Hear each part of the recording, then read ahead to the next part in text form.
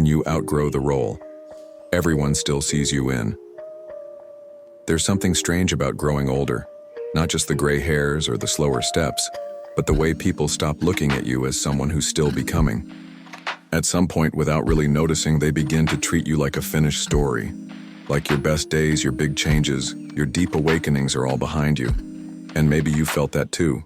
Like the version of yourself you've worked so hard to grow into is invisible. Because everyone around you still talks to the person you used to be.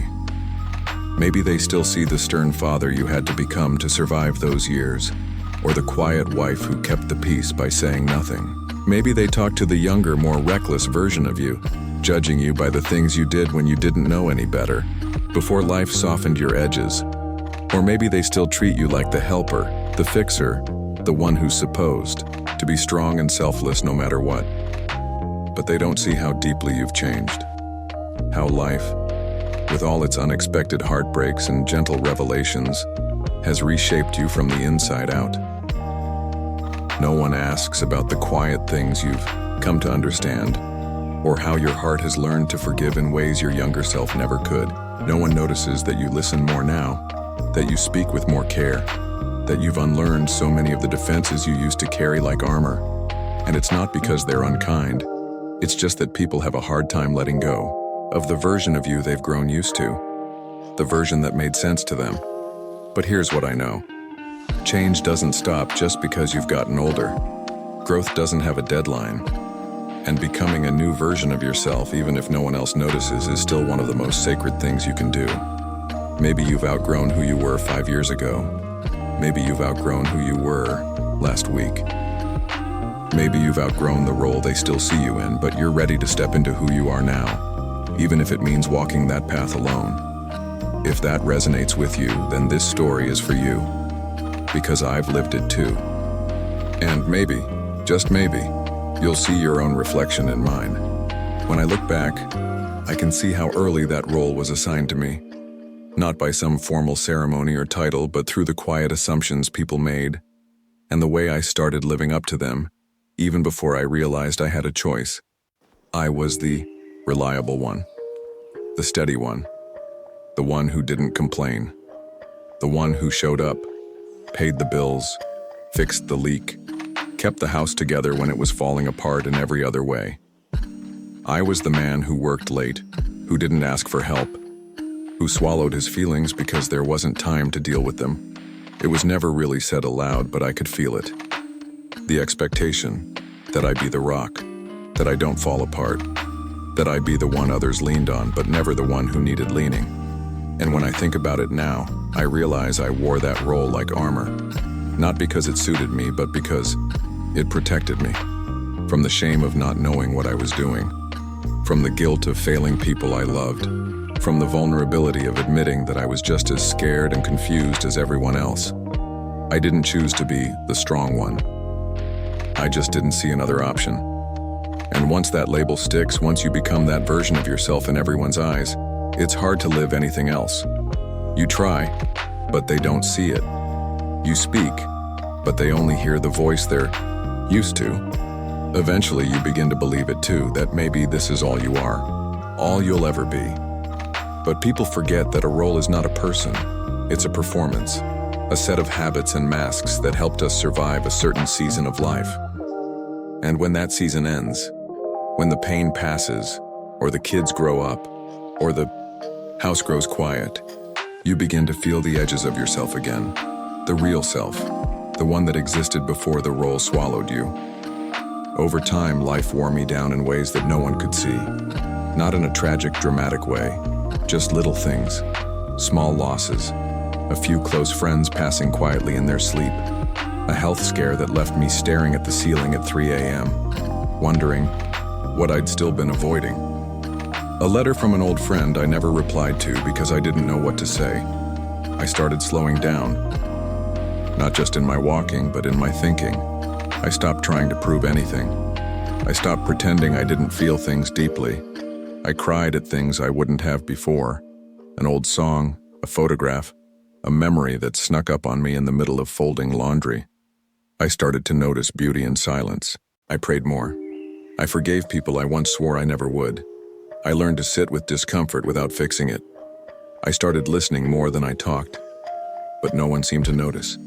At family dinners, I was still the same gruff old man they joked about.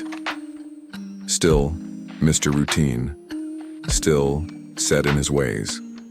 No one saw how much I'd changed because they never really looked. They were interacting with a version of me that hadn't existed in years. A memory version. A shortcut and part of me doesn't blame them. It's easy to put people in boxes once you've known them long enough, but it doesn't make it hurt any less. To be overlooked, misunderstood, or worse, completely unseen. Sometimes I wanted to say, I'm not who I was, but I never did. Not because I was afraid, but because I didn't know if they'd believe me. So I let the silence say it instead. The way I looked at them when they weren't watching. The way I hugged a little longer, held a little softer, laughed a little easier. The truth was there, just not loud. And maybe that's okay. Because even if no one else notices the change, you still feel it. You still carry it. And it still matters. You don't always feel it right away. The cost sneaks in slowly. You start by biting your tongue in conversations that used to leave you angry. You let people assume you're still the same, still gruff, still rigid, still emotionally absent. Because correcting them would take more energy than it's worth. You nod when they joke about how stubborn you are, even though that stubbornness was buried with the man you used to be 10 years ago. But over time, something inside you starts to ache. Not in the way a muscle aches from use, but in the way a heart aches from being misunderstood. You feel the weight of your own invisibility. You sit in rooms where your presence is acknowledged, but your essence is not. People talk to you, but not with you. They bring up stories from your past, but never ask who you've become. And so you begin to shrink. Not physically, though age does its part, but emotionally, spiritually. You start playing small, not because you lack wisdom or strength, but because there doesn't seem to be room for who you are now. So you perform. You keep the peace. You don't disrupt the narrative that's already been written about you. And that's the part that hurts the most. When your own growth becomes a kind of secret. A quiet, sacred truth you carry alone. Sometimes, I think about the version of myself my children still believe in. The one who had all the answers, who didn't cry, who led with discipline, not tenderness. And sometimes I wonder if they'd recognize me now, if they saw the way I sit with my regrets, the way I pray with my eyes closed and my hands open, the way I say, I don't know, more often now, and mean it with humility, not defeat. Staying in that old role comes at a cost. The cost is your voice, your softness, your truest self. And if you're not careful, you begin to forget who you really are beneath the role they still expect you to play. There's a kind of rebellion that doesn't make noise. It doesn't look like anger or confrontation. It looks like tending a garden that no one visits. It looks like reading books that speak to the soul you can't express out loud. It looks like letting your voice grow softer, not out of fear, but because your peace no longer needs to be shouted. That's what I chose, I think. Not to argue with people's perceptions of me, but to quietly live beyond them. Not to insist I've changed, but to become the kind of man who no longer needs to be understood by everyone.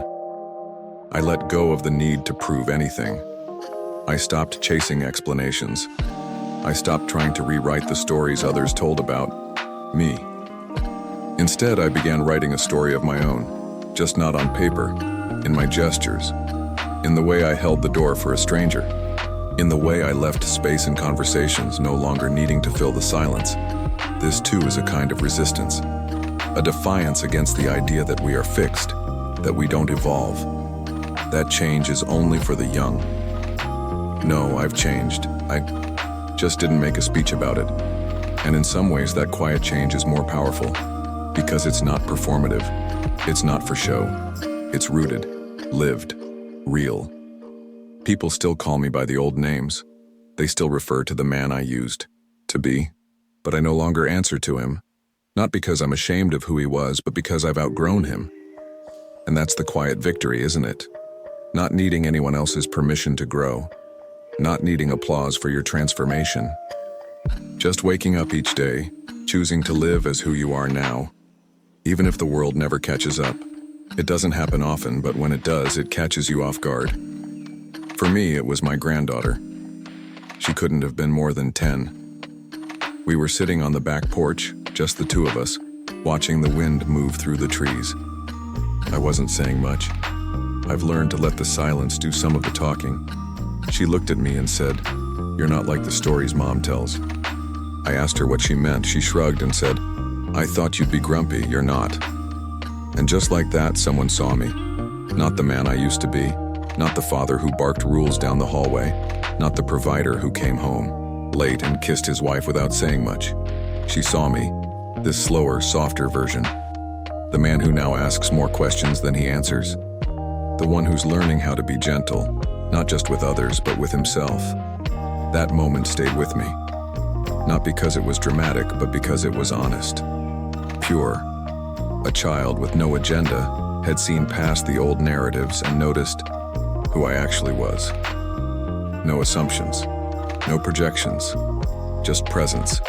And it made me wonder, how many people are walking through the world, desperate for someone to see who they've become? How many of us have grown past the labels, the roles, the reputations, and are waiting to be met again like for the first time? There's something healing about being seen, truly seen. It reminds you that you're still alive, still unfolding, still capable of becoming someone different even at 70, even at 80, even at the edge of what the world calls old. There's a danger in the way we remember people. We take a moment in time, a mistake, a habit, a phase, and we make it their entire identity. We don't mean to. It's just easier that way. Easier to label than to understand. Easier to refer back to who they were than to keep checking in on who they're becoming. But when that happens to you, when you become frozen in someone else's memory, it's like living inside a portrait that no longer looks like you. You smile differently. Now, you carry pain and peace in different parts of your body. Your eyes have softened. Your heart is wiser. But to them, you're still the angry parent, the aloof spouse, the forgetful elder. You're the snapshot they never updated. And you can't force them to see the difference. You can try to show them through your actions, your words, your patience. But ultimately, some people are more committed to the memory of you than the reality of you. They'd rather hold on to their version because it fits the story they've already told themselves. That used to break my heart, especially when it came from people I loved. I used to try so hard to convince them I'm not who I was. But now, I've learned to let them keep their old photographs if they need them. That's their lens, their comfort. I don't live in that frame anymore. You can't control how others remember you, but you can control how you live now. You can honor who you've become, even if no one else does. You can keep growing, softening, expanding.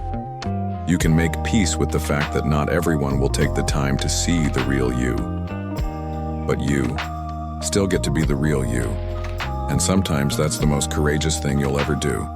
To walk through the world no longer asking to be understood, just committed to being true. It took me a long time to realize this. You don't need everyone to understand who you've become in order to be that person. You don't need applause or permission to change. And you certainly don't need to keep playing a role just because someone else still expects you to. Letting go isn't about slamming doors or burning bridges. It's quieter than that. It's choosing to stop shrinking yourself just to make others comfortable. It's choosing to show up differently, even when it confuses the people who thought they knew you best. For me, it looked like choosing kindness when anger would have been easier. Choosing silence when I was tempted to defend the old story. Choosing to pray for people who never once asked how I was doing. Choosing to soften my grip on the identity that once felt like survival. There are people in my life, people I love, who still talk to me like I'm the same man I was 30 years ago. I could correct them. I could insist they see me as I am now. But I've learned that some people need to hold on to the version of you that makes the most sense to them. It's not about you, it never was. So I let them, and I keep walking forward anyway because I know who I am. I know what I've shed, what I've learned, what I've become. And that knowledge is enough. That peace, hard-earned and deeply rooted, is not something I need anyone else to validate.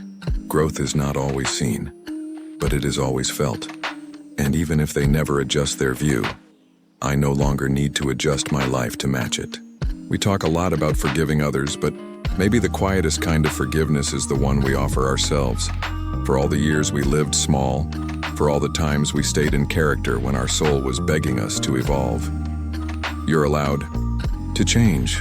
You're allowed to soften. You're allowed to let go of the tough skin you had to grow just to make it through. You're allowed to be someone who cries at movies, who learns new things late in life, who speaks more gently than the person people remember.